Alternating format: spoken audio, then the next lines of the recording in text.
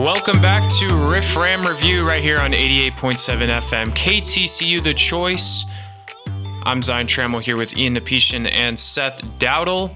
It's a nice Wednesday evening. We're going to be talking about the National League wildcard race in Major League Baseball. We'll also talk a tiny bit about those Texas Rangers. But first, we'll start things off with the National League wildcard. And as it currently stands, the Phillies occupy the first wildcard spot with the Cubs not too far behind them. But then it is a tight race for that third spot. Currently, the Cincinnati Reds hold it. They're playing the Mariners right now. The Marlins and the Diamondbacks are just a half game back, and the San Francisco Giants are now 2.5 games back because they've lost 6 in a row. It's been a pretty big collapse for the Giants. They lost 8-2 to the Cubs today. But this is a really intriguing wildcard race of teams that people probably didn't anticipate to be here. A lot of people expected the Padres and the Mets to be, top of their divisions or in the wild card race at the least. But you have teams like the Reds who, with Elly De La Cruz and that whole squad, they've been really exciting to watch, and the historic season that Luis Arraez is having. And I think the Marlins have a very sneaky offense. I think they're pretty solid there. But I believe Jorge Soler is going to the IL, which is a huge loss for them. But yeah, let's talk about it. Ian, we'll start with you. What are your thoughts so far, and who do you think could get into that third spot for the NL wildcard? Yeah, just starting off, obviously Philadelphia is 5 games up, right? But I'm really happy to see that the Cubs and the Reds are kind of in that second and third spot right now. I think the NL Central coming into any season, no one is particularly excited about it. Everyone feels, and rightly so, everyone believes that the Brewers are going to win it, and that's kind of how it's been for the last. The Cardinals too. You can't forget about that the Cardinals' dreadful year is kind of what is also being glossed over here. The Cardinals are also one of those teams that is not involved, but the Brewers right now, yes, are in first place and probably have. They have that's their division to lose right now. Yeah, exactly. But just getting back to that point, right? I'm just excited to see that the NL Central is more competitive in general. I think that's the whole idea, is that Cubs and Cincinnati are going at it for these last spots. And then you also see teams like Miami and Arizona who, again, just like you said, I think Luis Arraez is having obviously a phenomenal season, and you want to see that go into the postseason. I think Miami could be a team, if they get in there, they could put together a decent little run for themselves. And Arizona, I think Arizona is such a young team. They're exciting to watch, running the bases. It's just showing up for what will be a really good last few weeks. Yeah, and the Diamondbacks, they struggled a little bit, and then they've really started to pick it up again. And I like what the Diamondbacks have, but I'm gonna take the Marlins. You think Marlins are gonna get in there? I'm gonna take the Marlins to take that third spot. But I'll be happy if it's the Reds, and then I think honestly the Giants are a lost cause. That offense is on L6 right now. The Giants are. I do not like the Giants. They have a pretty bad offense. I've never seen a team strike out more than the Giants. It's pretty hard to watch. They didn't do anything really at the deadline either. Where the Marlins got Josh Bell, and you see these other teams make moves, and the Giants did absolutely nothing. So, and the Marlins are up 9-1 on the Dodgers right now. So I'll just say that I'm a Marlins guy right now. Okay, Marlins guy, Zion. I'm a Reds guy over here.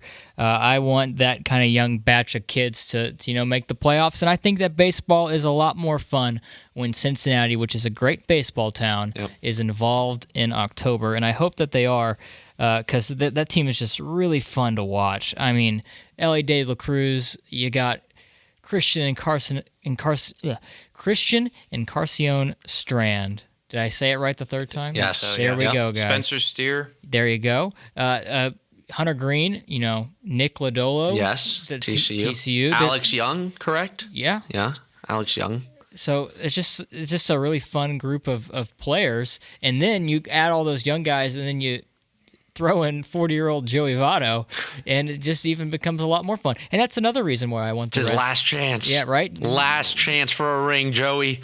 Even though I don't think they have a shot to win the World Series. Maybe we'll play that clip in about a month and a half. But it'd just be fun to see the Reds back in the postseason. The last time they were in the postseason, correct me if I'm wrong, was that wild card game against the Pirates in 2013 when Johnny Cueto dropped the ball, then gave up the big homer to Russell Martin. Was that it? That's the last. Yeah. You're saying that's the last time I they've think been that's in the the last postseason? time. Yeah, it's for me. I obviously follow the National League, but since I'm a Rangers fan, like I'm just this whole summer I've been glued, obviously, with the American League West. But and then I'm also excited about the Cubs. I know they pretty much have a spot. They could still win the division.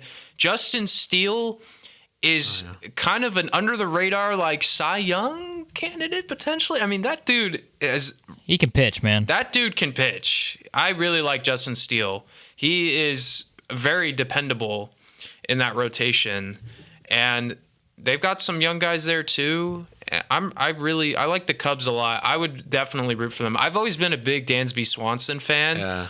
I don't know. He's just got like. He's got the vibes, guys. Yeah, he's Dansby got the Swanson's vibes, got the flow. vibe. He's got the flow in the hair, actually, and he just walks on a baseball field and he has confidence pouring out of his pores.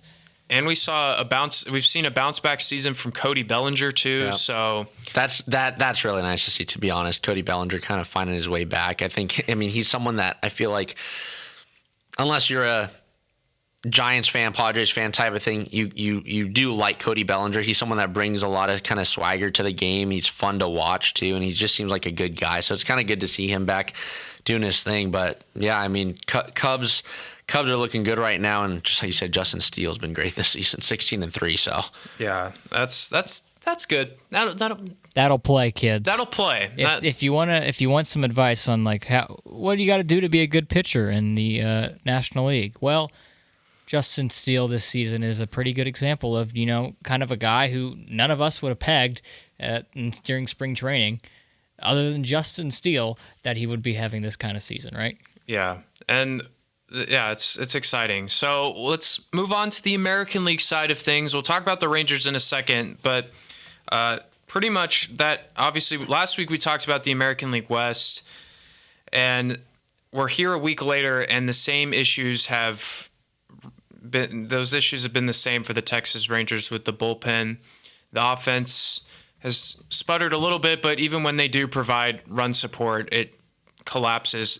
Usually in the next half inning, honestly. The show ended on Wednesday. We walked out of the studio, went and watched the end of the game, and it ended the exact same way we had been talking about on the show. It was poetic. Hit by pitch to end the game. that's right, against the Mets. Yep. It was against who's that guy on the Mets? DJ Stewart. Yeah. Yeah. Chapman. Yeah, Oh my God. it's just been a rough go of things, and I wouldn't recommend looking at the score right now either, Zion. 3-1. 3-1. Yeah, Heading into the bottom No, of the yeah, second. I already saw that. Yeah, it's the home run balls really killed them in this series against the Astros. Jose Altuve. Oh man, I just hope he retires soon because this is just ridiculous what he's doing. Just talking about it briefly, I'm curious to get your guys' take on this. I saw the video of the Rangers broadcasters. Oh, and just talking about. I thought the it was three fun. I homers. thought it was funny. That's such a thing I would say. That's a thing I would say. Yeah. It would be, but to me, like, I don't know. It was bizarre. yeah. So for context, Dave Raymond and CJ Nikowski, the announcers for the Texas Rangers, talked about Jose Altuve. And he basically said he's not giving the Rangers players a chance to catch the ball. If they did, he would, But If there was no wall, he would have been three flyouts sort of thing. But I think, and of course, Astros fans are like, what a terrible thing to say. And honestly, that is literally just Dave Raymond and CJ Nikowski. Like their humor is just very straight. Like you can't. Very dry. It is dry, and they don't have that sarcastic tone. They keep the same tone throughout the entire broadcast. And Jared Sandler cleared it up too. It was a joke. Okay, Yeah. They're not. They would not be in that position as an announcer if they truly believed that. Like, come on now. But yeah, it's just been a disaster for the Rangers. They currently are in the wild card, actually, because Toronto lost today. Toronto lost, so To the Oakland Athletics, baby. Thanks to the Oakland A's, unbelievable. I'm an A's fan right now. But All right, man. We'll take everyone we can get. Yeah. Even players, if anyone wants to volunteer. oh yeah, that's you got to have a lot of incentives to want to play for Oakland. Monetary ones would probably be the. Yeah, which they don't have. Well, it's a great place if you're young. You want to just get up there early and get some experience. Yeah, but the Rangers. Let's talk about it, like the playoff hopes, because like I just mentioned, they are still in the wild card, and it's I think hard to believe. I think I have the playoff hopes written down pretty nicely on our notes here. I'm gonna let one of y'all read it. Okay, it says, "In the absolute dumpster, my boy." They are in the dumpster right now as we speak. Obviously, that can change, but this last week and a half, this last month, has not inspired any confidence that a turnaround is coming anytime soon. The problems are just continually rearing their ugly head. The solutions to the problems are not there. They're not there right now. I see a lot of people wondering, all right, I mean, and I kind of agree to a certain extent of like, all right, just let's bring some other guys up from AAA and get some other people up to try and get outs. But I don't think that it would. I don't think it would make a difference because this all stems back to the same problem that the Rangers have had for 10 plus years. Is that they cannot, to save their lives, develop pitching. The only reason that this pitching staff has even semi-worked this year is because they bought it. And everyone that they have tried to develop or brought up has not worked. Cole Reagans went to the Royals and immediately became the best pitcher in the month of August in Major League Baseball. Yep. It was just, very happy for Cole. Glad to see him succeed. Wish it was with Texas across his chest. And Emmanuel Clase gets traded to Cleveland and becomes the best closer in baseball, or one of the best closers in baseball. It's been a problem for a while. And they also don't spend money on bullpen arms. They usually get them at the trade deadline. If you look at the last few years, this year, Aroldis Chapman was the one guy that we acquired, and Chris Stratton for bullpen arms. A few years ago is Jake Diekman, Jeremy Jeffers, Sam Dyson. These are all guys that they got via trade. They don't spend money on bullpen, and I'm sure Chris Young may want to rethink that this offseason because Bruce Bochy, it's not his fault. I mean, it doesn't matter who he throws out there. There's no one right now that they can really depend on. Where there was a few years ago or a few months ago, that's thrown out the window. There's no one that really right now that's stepped up. And those guys, yeah, like you said, Seth, there's not anyone in AAA. I mean, we sent Grant Anderson down. Brought up Jonathan Hernandez, and he immediately walked 3 in a row to score the winning run in extra innings against the Twins about a week ago. Yeah, Spees, we brought him up as well, and I mean, there's not anyone there, so there's just not a solution to that problem. You just have to hope at this point that somebody figures it out, and there is still time. It's just hard to have faith that they can do it. They play the A's this weekend, and you just have to think that a sweep is absolutely necessary. You would like to think that they should sweep. If they don't, even that, winning 2 out of 3 is still a failure in my book. Well, I'm getting really excited for this series. To be completely honest, I want to see the A's finish this season strong, and they've been doing much better in the second half of the season. But I think if the A's can do anything this season to be happy about at the end of it, it would be to play spoilers to as many teams as you can. Yeah. And whether it's being a spoiler to Houston by helping Texas out down the line, or by being a spoiler to the Rangers by beating them themselves. But no, this to me, the AL West is it's one of the most competitive, whether it's the AL West is the most competitive division to me, in the sense that I feel like every single season you don't really have an expectation of how the number 2 and 3 teams are going to do. You kind of always expect the Astros to be at the top, but then always at the middle point of the season or end of the season, there's always a surprise that you're just waiting for. And I mean, again, we're getting that this year, but yeah, it's been the Mariners the last couple of years, and it certainly was the Mariners in August, right? They came out of absolutely nowhere. Julio Rodriguez couldn't stop hitting baseballs and getting on base safely. So, I mean, yeah. And then the Astros, this has been kind of a weird year for the AL West, but right now it's funny how everything, goes back to where it's all meant to be, and that's where it is right now. Houston, Seattle, Texas, Los Angeles, and Oakland. Yep. And I guess just continuing on this conversation here about the Rangers and the playoff hopes, right? For you two as Rangers fans, what are you guys looking at in terms of, hey, if we win the division, how does that set us up? Or if we are in the wild card, where do we kind of want to be for this to set us up in the playoffs? Should that come to fruition? There are really only two spots that are ideal. Obviously, I don't really care. A playoff spot is a playoff spot. You'll take it no matter what. But in terms of favorable matchups, you probably would want to be that last wild card team in, so you could play the Twins, or you win the division.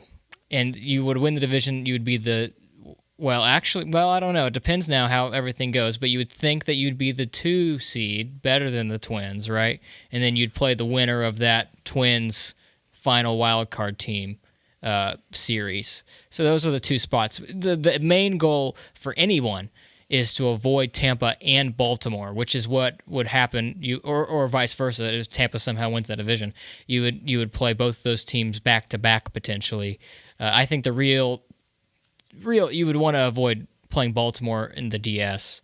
You would want to play either Minnesota or someone else. But at the end of the day, Zion, I think you'll agree, Rangers fans and the Rangers in general do not care. They just want to be invited to the party. Yeah, I don't care how bad the Rangers do for the rest of this season. If they make the playoffs, that just would mean a lot, because it's been 7 years and we've watched this whole season and it's been so much fun to watch, and I don't want it to end in a season where they missed the postseason again, where they came so close. I want them to make the postseason.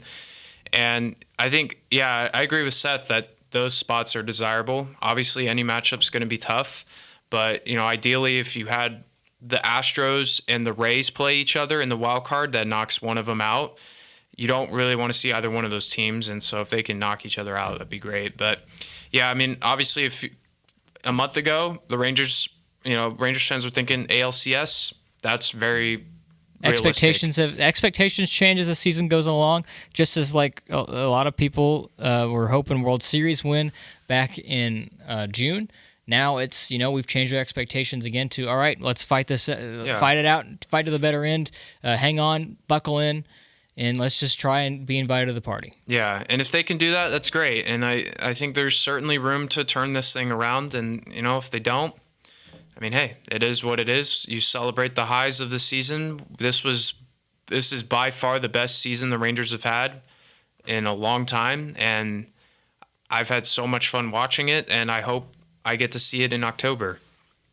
Well, folks, we will be right back after a quick break here. You're listening to Riff Ram Review on 88.7 The Choice, your choice for college radio.